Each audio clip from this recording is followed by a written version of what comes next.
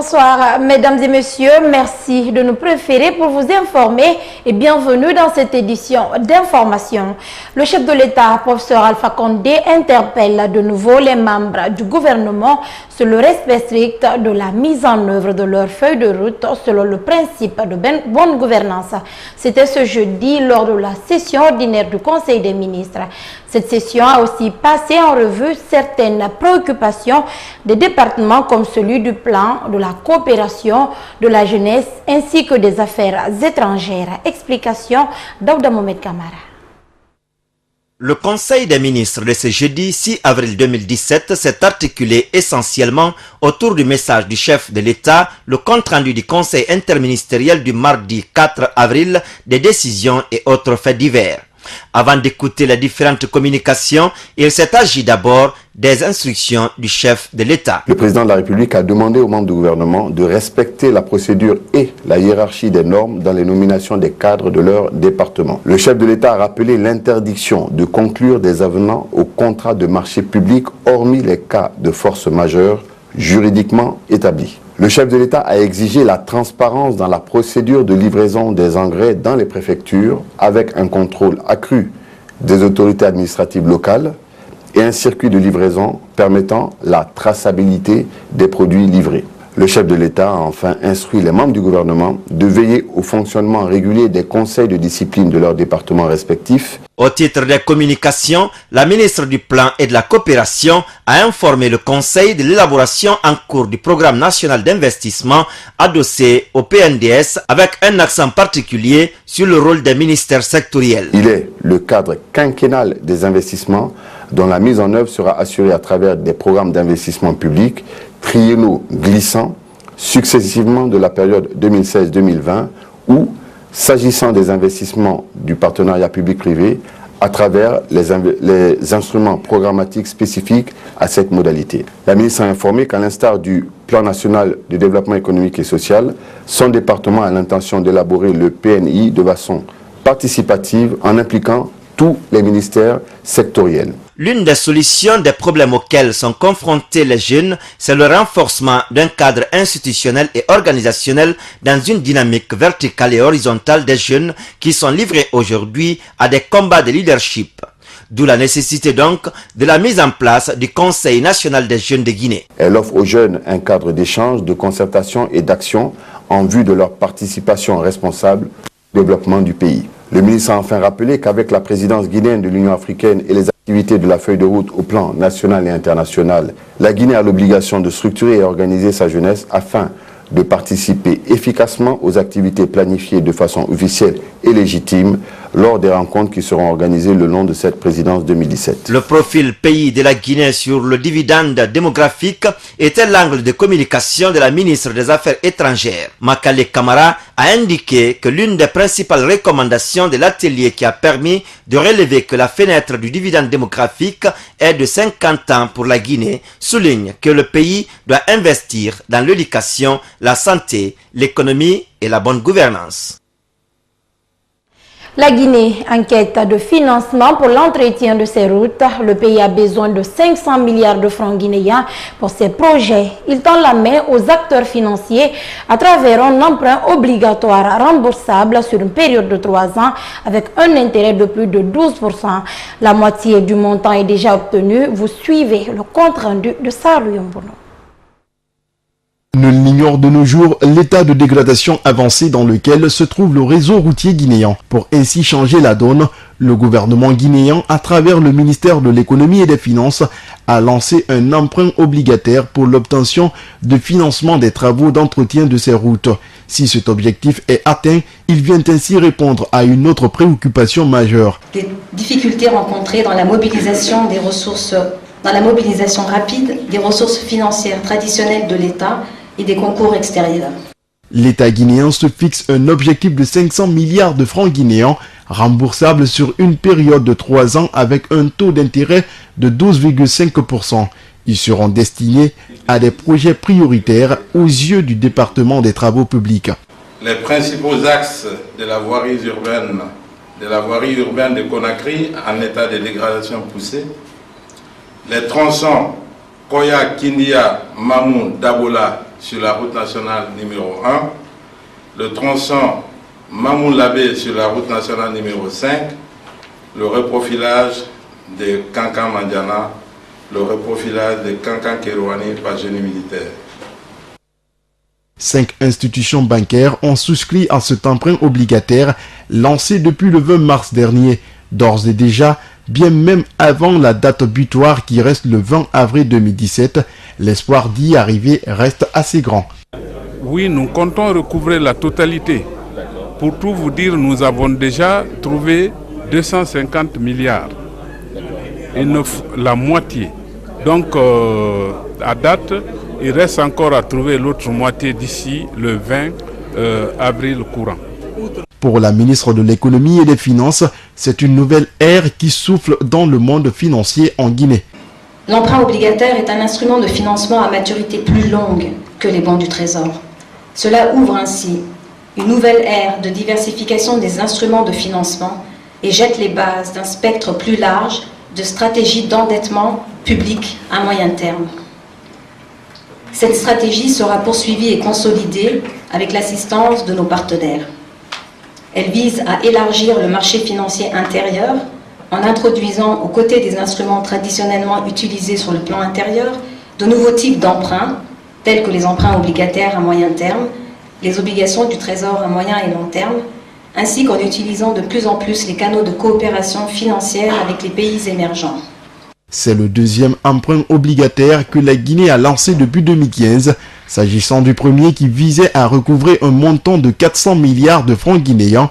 Manga Fodé Touré précise que celui-là a été déjà remboursé pour son premier tiers.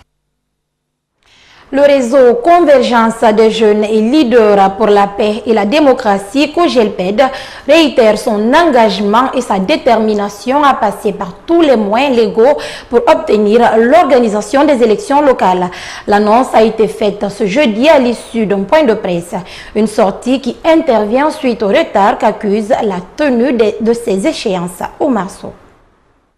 Depuis quelque temps, la Guinée peine à organiser les élections locales, une situation qui interpelle les acteurs de la société civile guinéenne. Pour le réseau Convergence des jeunes et leaders pour la paix et la démocratie, l'État et les acteurs politiques doivent penser à sortir la Guinée de cette impasse, d'autant que le développement de la communauté à la base est fondé sur ces élections. Le réseau COJELPED lance un appel à l'État guinéen de manifester sa volonté d'organiser les élections locales par des actions concrètes le plus rapidement que possible afin de nous débarrasser de ces délégations spéciales qui ne jouent d'aucune légitimité et ne favorisent aucun cas d'amélioration des conditions de vie de la population. Du côté de la synergie d'action des candidats indépendants de Guinée, même histoire, même combat. Pour Youssouf Kaba, candidat indépendant de Kankan, il est temps que les citoyens prennent leur destin en main tout en incitant les pouvoirs publics et les politiques à l'organisation de ces consultations locales. Nous sommes candidats indépendants. Nous ne sommes pas contre un parti politique ni un gouvernement, mais nous sommes pour le peuple. Parce que le peuple souffre. Nos collectivités ne vont pas bien. Le développement entendu n'est pas acquis. La jeunesse n'est pas encadrée. Les femmes ne sont pas protégées. Nous voulons bannir ces choses-là. L'organisation de ces élections locales semble être une priorité du COJELPED. Pour cela, la structure en appelle à une mobilisation des citoyens tout en octroyant un délai de 90 jours au plus tard pour la tenue de ces élections locales. Aux organisations de la société civile, toutes catégories confondues, de mobiliser les citoyens à se lever comme un seul homme pour l'organisation dans les meilleurs délais, 3 mois au maximum, des élections locales. Invite la CENI à faire l'état des contraintes actuelles l'empêchant l'organisation des élections locales à défaut de proposer un chronogramme des élections locales le plus rapidement que possible. Pour le responsable de la gouvernance à la COJELPED, l'idée même de la création de ces autorités à la base, c'est de permettre de rapprocher l'administration aux administrés. Mais la triste réalité est que depuis près de 10 ans, les responsables des communes et quartiers sont dans l'illégalité. À l'occasion de la journée internationale du sport, fêtée le 6 avril de chaque année, le ministre de la Culture, des Sports et du Patrimoine historique a fait une déclaration devant les médias ce jeudi au département. Une journée célébrée sous le thème « Le sport au service du développement et de la paix ». Dans sa déclaration, Siaka Bari a expliqué les acquis du sport et de la culture pour les populations. On l'écoute. La culture et le sport ont toujours été pour nos populations le garant de l'unité nationale et de la cohésion sociale. Ils ont toujours déterminé la capacité de celles-ci à coexister et à s'accepter dans la tolérance et la paix.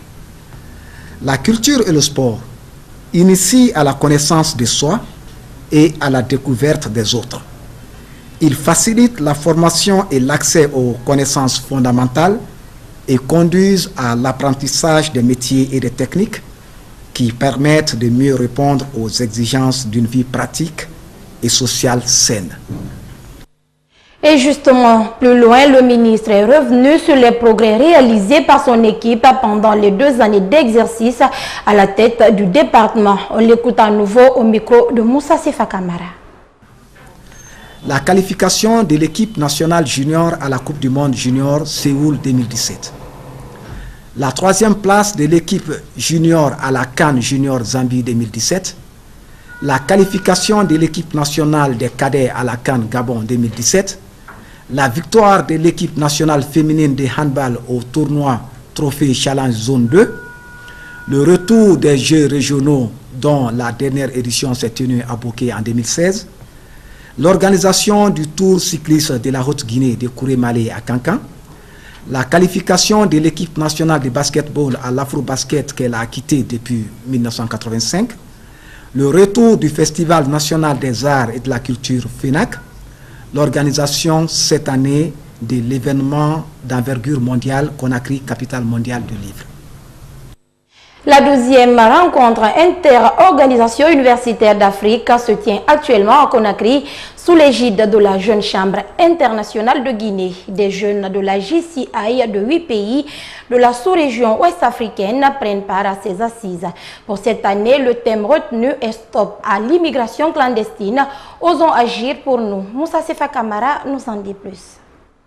Sensibiliser, informer et inviter les jeunes à s'investir dans leurs pays respectifs afin d'éviter d'emprunter la voie de l'immigration. Tel est le but de cette rencontre de la Rio. Initiée par la GCI Guinée, cette offensive vise notamment des jeunes étudiants de différentes universités qui sont aujourd'hui plus exposés à ce flux migratoire. Chaque année, nous organisons une rencontre sur dans ces pays pour échanger les activités culturelles, sportives et organiser une activité communautaire que nous organisons aujourd'hui. Stop à l'immigration clandestine, osons agir chez nous. Le Niger, le Mali, le Togo et le Burkina Faso, le Bénin, la Côte d'Ivoire et le pays hôte, la Guinée, sont les nations qui prennent part à cette 12e édition de la Rio. La GCI Guinée entend bien atteindre les âmes les plus sensibles à travers cette conférence débat. C'est pourquoi les organisateurs ont invité les jeunes Guinéens qui ont tenté d'emprunter le chemin d'exil. J'ai été là-bas pour tenter ma chance, mais ça n'a pas réussi. J'étais là-bas avec beaucoup des amis. On a voulu traverser. On a été à la barrière. On était parti pour tenter notre chance. Mais ça n'a pas lié. C'est retourné. Mais quand même, c'est pas retourné comme ça encore. Parce que quand on vous prend, on vous fait du mal. On vous traite comme des animaux. Selon le conférencier, il y a plusieurs facteurs qui poussent la jeunesse africaine à tenter l'aventure au péril de leur vie. Il y a des facteurs politiques, il y a des facteurs économiques, il y a aussi des facteurs socio-culturels. Mais les facteurs politiques, c'est le fait que l'Afrique est généralement caractérisée par l'instabilité politique et les problèmes ethniques, les problèmes communautaires, ainsi de suite.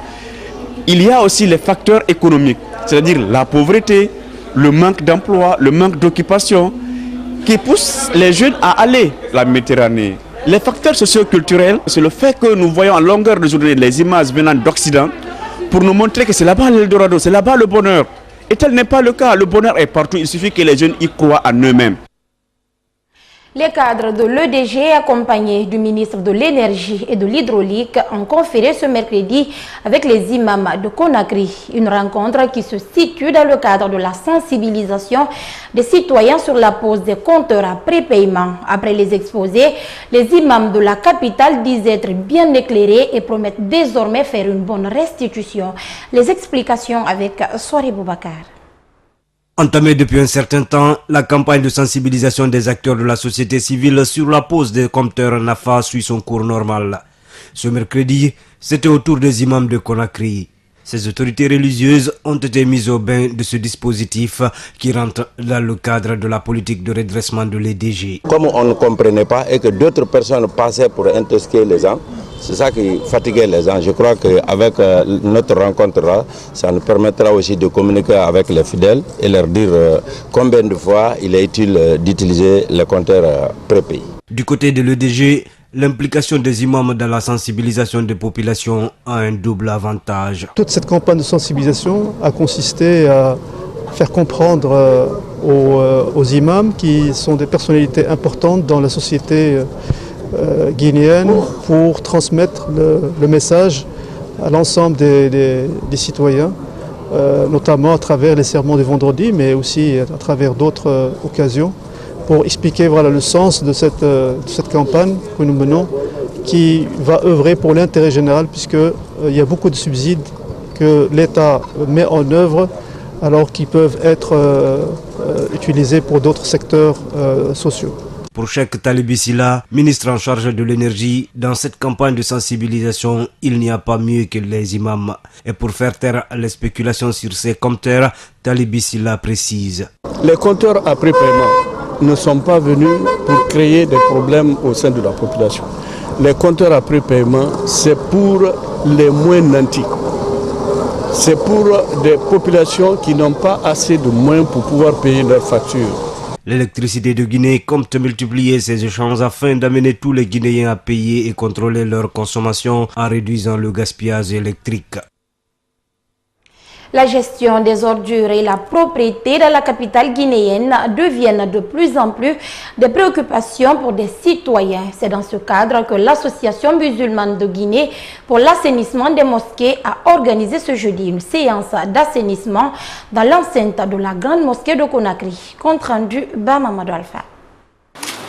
La propriété dans les lieux de prière est la principale mission de l'AMGAM. C'est dans cette dynamique qu'une vingtaine de femmes munies des balais, des râteaux et des coupes-coupes ont débarrassé la cour de la grande mosquée Faisal de Conakry de ses ordures. On a contesté, il y a actuellement dans la mosquée délabrement très avancé à l'air.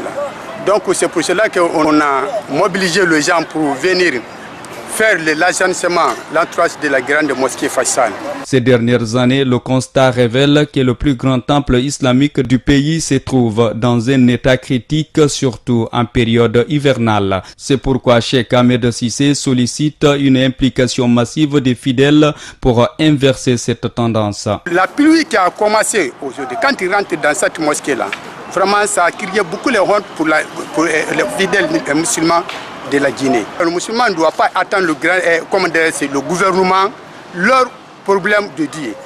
Parce que le gouvernement à part, religion à part. Les membres de l'AMGAM se disent disposés à s'investir davantage pour l'assainissement des lieux de culte à la hauteur de leurs moyens. Ils demandent d'ailleurs l'accompagnement des autorités et des bonnes volontés. On a appelé les autorités de nous aider. Parce que nous sommes travaillés pour le Dieu. On ne veut pas inculper dans la politique. On ne peut pas faire la déformation pour quelqu'un. C'est que nous on travaille pour Dieu. Donc on appelle le gens de Dieu. C'est lui qui est bonne volonté, c'est lui qui est prêt à travailler pour le Dieu. Il n'a qu'à venir en aide. Reste à savoir si cet appel tombera dans de bonnes oreilles. Culture à présent, le concert du groupe Deadji Forestry aura-t-il lieu le 16 avril prochain? Probablement oui, après la rencontre ce mercredi entre la directrice générale de l'agence guinéenne de spectacle, les membres du dit groupe ainsi que des responsables de la sécurité nationale. L'espoir se dessine, même si chez les frères Mbaye, on dénonce un acharnement. Le point avec Aminata Touré. Jusqu'à ce mercredi, Sayumbamba restait ferme sur sa décision d'interdire ce spectacle de Deji Force 3. Après cette rencontre qui a duré 4 heures d'horloge, la directrice de l'agence guinéenne de spectacle se montre un tout petit peu flexible.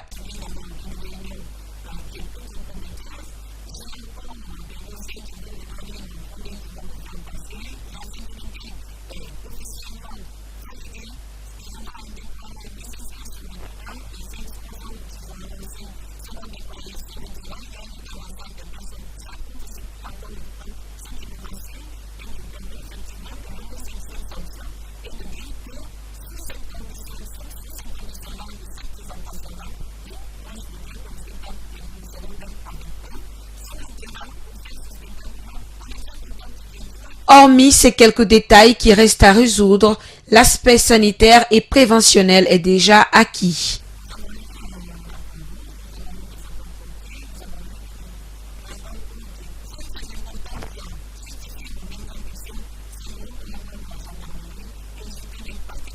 En dépit de cette flexibilité, les membres du groupe Deji Force 3 restent encore perplexes et se voient dans le collimateur de l'agence guinéenne de spectacle.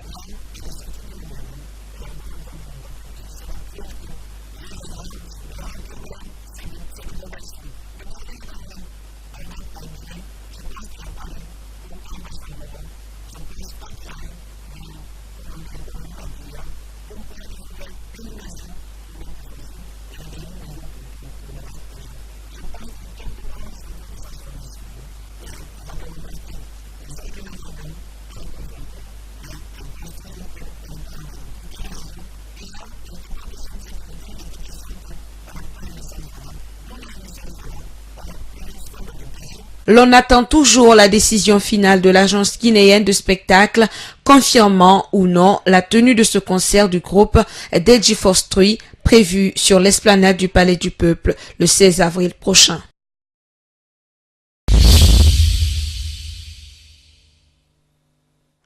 Les bureaux de vote se sont ouverts en Gambie, première élection législative depuis 22 ans après l'exil de Yaya Jammeh, un scrutin test pour le nouveau président qui doit s'assurer d'une majorité au Parlement. Suivez.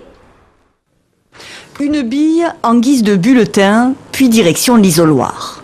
Ici, à Bakau, à une dizaine de kilomètres de la capitale gambienne, une file d'électeurs s'est rapidement formée dès l'ouverture des bureaux de vote. Parmi les votants, on espère que cette élection permette à l'Assemblée, jusque-là presque entièrement dominée par le parti de l'ancien président, de retrouver un peu de diversité et un vrai rôle dans la vie politique.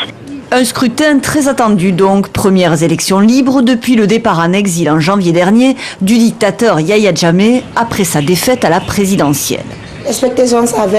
Les attentes sont très élevées car les anciens membres de l'Assemblée nationale sont considérés comme des pantins. Ils n'ont jamais été là pour l'intérêt du peuple, mais pour celui du gouvernement.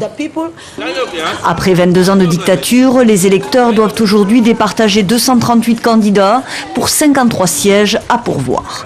Une élection importante aussi pour le nouveau président Adama Barrow, celui qui a pris les rênes du pays après sa victoire à la présidentielle de décembre dernier, va pouvoir mesurer sa marge de manœuvre pour mener la Gambie au changement tant attendu. L'UDP, l'ancien parti d'Adama Barrow, présente aujourd'hui le plus grand nombre de candidats, mais le rival, la PCR, de l'ancien dictateur Jammeh, compte bien aussi faire le poids dans la nouvelle Assemblée nationale. Il faudra également compter avec les autres partis, notamment ceux qui composaient la grande coalition ayant soutenu l'actuel président, aujourd'hui éclaté, une dispersion qui pour certains pourrait profiter au parti de l'ancien dictateur. La République démocratique du Congo devrait avoir un premier ministre d'ici à demain. C'est en tout cas ce que promet le président Joseph Kabila. L'accord politique signé fin 2016 prévoit qu'il soit issu des rangs de l'opposition, mais le choix demeurerait un point de blocage. Regardez. Après 48 heures de consultation, des mois de blocage politique, Joseph Kabila se présente devant le Congrès en arbitre.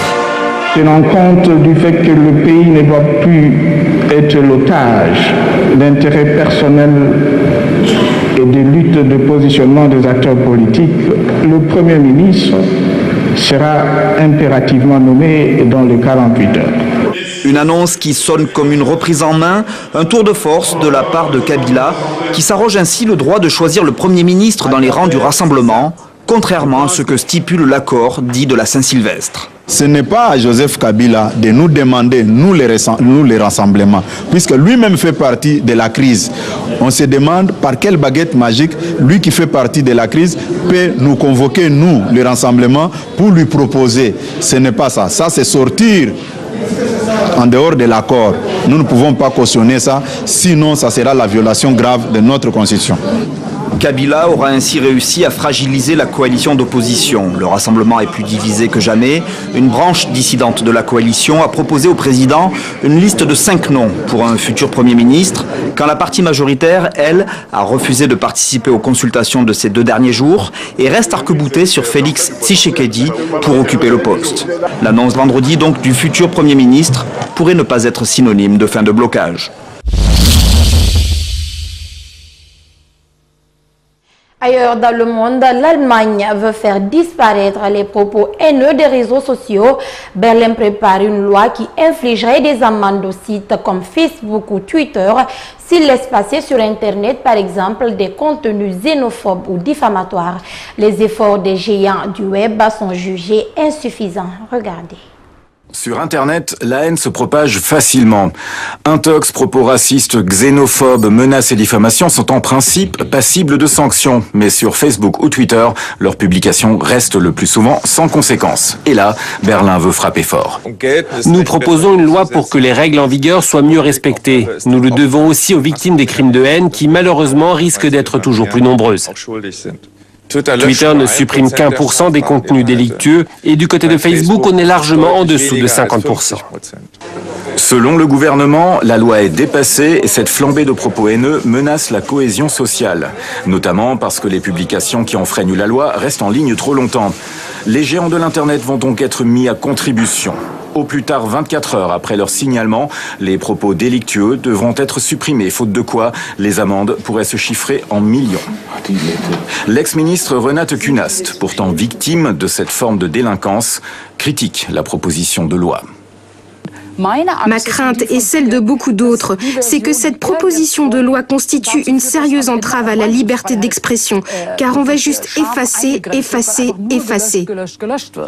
Pour les détracteurs de ce texte, les réseaux sociaux risquent d'être dépassés et de ne pas faire la différence entre de simples critiques et des propos délictueux, ce qui les pousserait à supprimer trop de contenu. Un point faible qui pourrait bien poser problème lors des débats prévus au Bundestag. Et voilà, mesdames et messieurs, ainsi prend fin ce journal réalisé par toute l'équipe de la rédaction d'Africa Today. À demain pour une nouvelle édition. Bonne soirée, chef.